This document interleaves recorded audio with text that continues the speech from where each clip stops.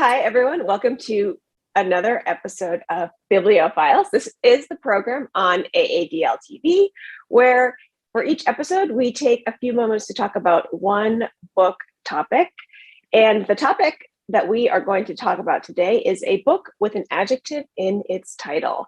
I am Lucy, and as usual, I'm here with Christopher and Amanda. And this is a great topic because there are so many things to choose from. So I can't wait to hear what you chose. So Christopher, what did you pick? Well, what's a better adjective than the word perfect? So I chose the book, The Search for the Perfect Language by Umberto Eco. Eco is fascinating to read. He is a novelist and a philosopher and a medievalist. And supposedly he had 50,000 books in his libraries. So that's a lot of books. It's really exhilarating to read a book written by someone who has such a wide and extensive range of knowledge like Eco. I actually have not read his fictional books, just some of his nonfiction. So I don't know about those, but I would love to read them sometime. This book, The Search for the Perfect Language, is all about the quest, the historical quest to find what language is perfect. And Eco defines perfect as either the original, unspoiled language of humanity or the perfect medium to communicate from one culture to another. So he looks historically at medieval times and Renaissance and up through the modern age. And lots of people have had theories about what the perfect historical language was. Some people said that God spoke Swedish, and that was developed during a very nationalistic period in Europe. And the serpent tempted Eve in French. So that was kind of an interesting slant on things. Other people thought that Chinese was the perfect language, and Noah landed in China, and therefore was kind of, Chinese was immune to the Tower of Babel effect.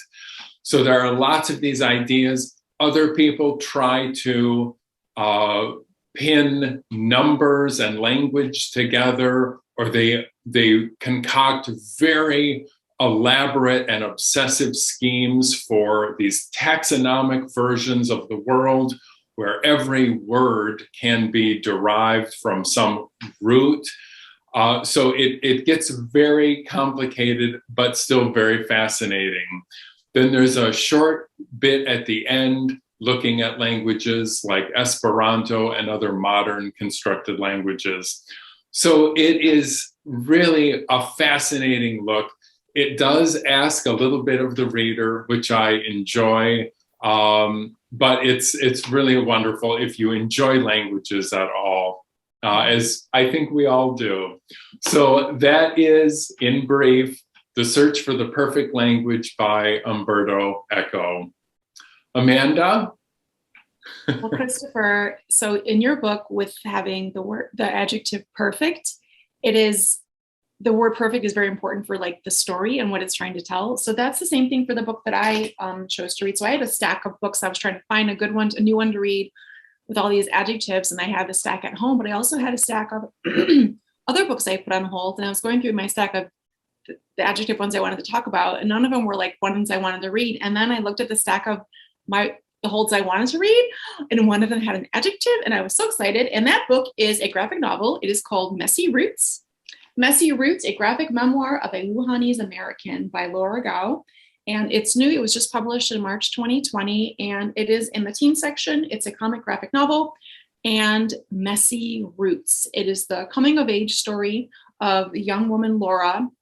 She lives in Wuhan, China, the first 4 years of her life with her parents. She spends most of her, or with her grandparents, I guess, because her parents were studying. And then when she is 4, she comes to the United States and lives in Texas, which is completely different. So she comes of age in the United States.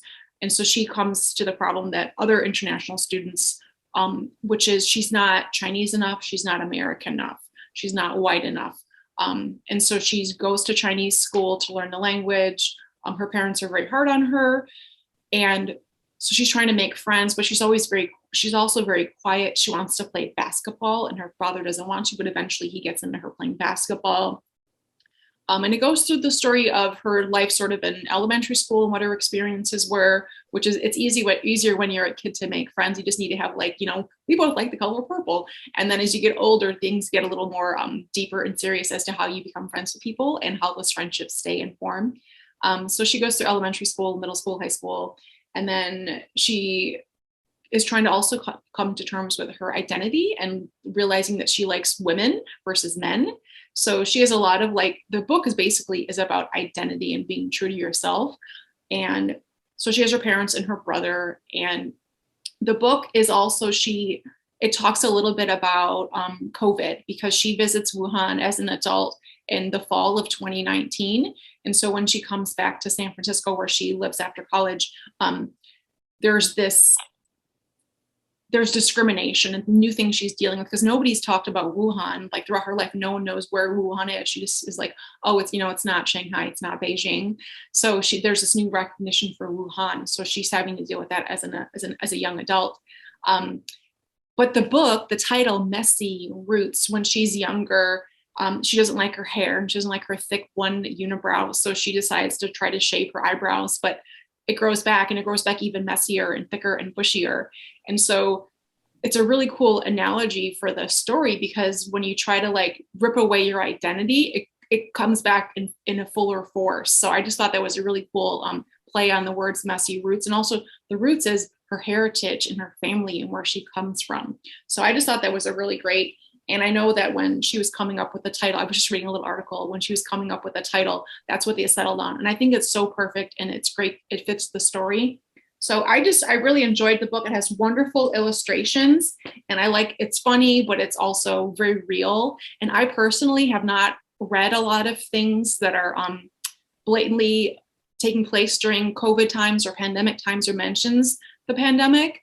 For me, that's kind of a turnoff for me right now at this point in early 2022 or mid 2022, I guess. But for this book, it fits because that ties into part of the discrimination and then having the Wuhan be in the news so much, and that's where she comes from. So, but she goes into that's not the Wuhan that she remembers because she remembers the Wuhan from when she was a child. So the book is mostly set in the United States. Her family does visit China when she's around 10, and then she goes back when she's older. So it's just a wonderful graphic novel. I highly recommend it. So this is Messy Roots, a graphic memoir of a Wuhanese American by Laura Gao. So that's my book, and I love it's the adjective just totally works in this book for the title. So Lucy, what did you read?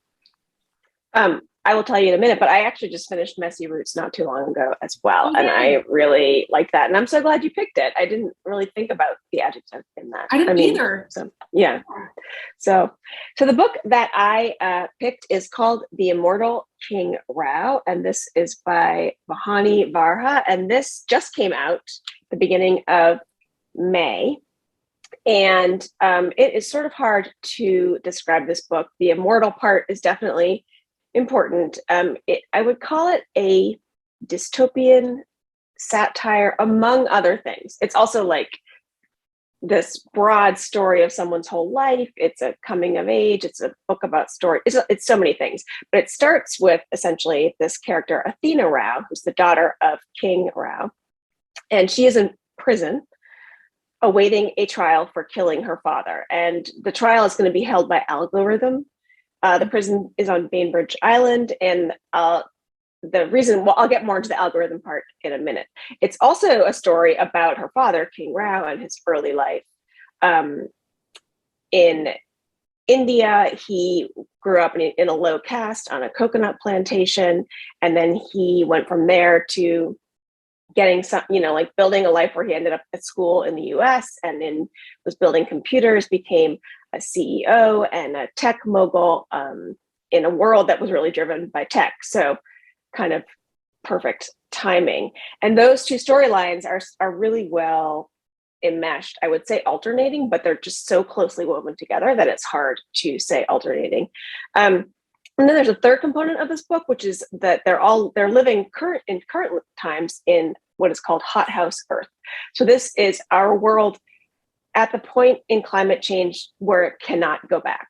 So we've crossed that barrier, and there are islands and cities underwater, and it's just irreversible at this point. This is hothouse Earth. So the world is run by a board of shareholders.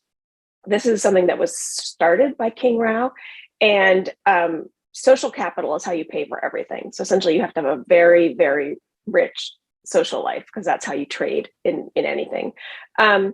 And the idea is this should make the whole world equal, because people aren't going to be deciding anything. It's all going to be decided by algorithms. But it doesn't really work that way, because it just, like in any capitalist system, there's always going to be an imbalance. Then there are people called the X's who don't take place in this shareholder government, and they live on a lot of different islands, like Bainbridge Island, and like islands all over the world. Essentially, they thought that they were getting away, but it turns out they've kind of been pushed to these islands. And so this book is really the result of all of those storylines coming together, among others. There is so much in this book.